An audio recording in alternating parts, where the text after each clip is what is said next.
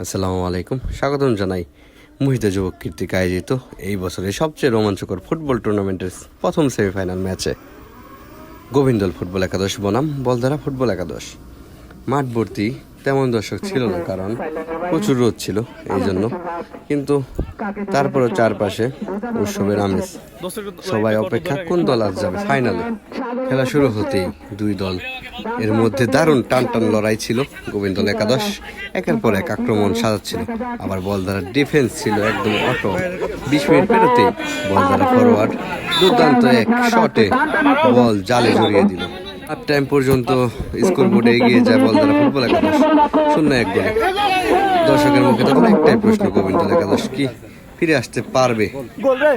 দ্বিতীয় অর্ধের টাইম শুরু হতেই না হতেই খেলার চিত্র পাল্টে যায়।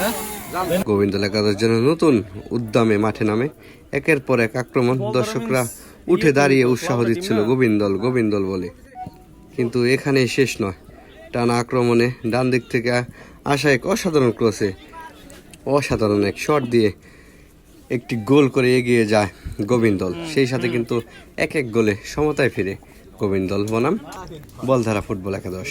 মাঠে কিন্তু উত্তেজনা ছিল, কিন্তু শেষ মুহূর্তে আরও একটি গোল করে একদম জয়টা অর্জন করে নেয় গোবিন্দল ফুটবল একাডেমি।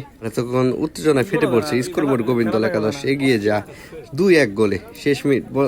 শেষ মিনিট গোলে বলধারা মারিয়া হয়ে উঠে সমতে ফেরার চেষ্টা করলো। গোবিন্দলের ডিফেন্স ছিল অটল প্রাচীরের মতো, এবং শেষ বাঁশি বাজতেই গোবিন্দল একাদশ 2-1 গোলের জয় নিশ্চিত করে জায়গা করে নেয় সরাসরি ফাইনালে।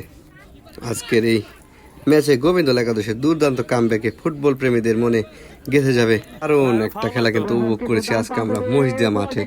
সেই সাথে কিন্তু আগামী 28 তারিখ রবিবার আরও একটি সেমিফাইনাল ম্যাচ অনুষ্ঠিত হতে যাচ্ছে।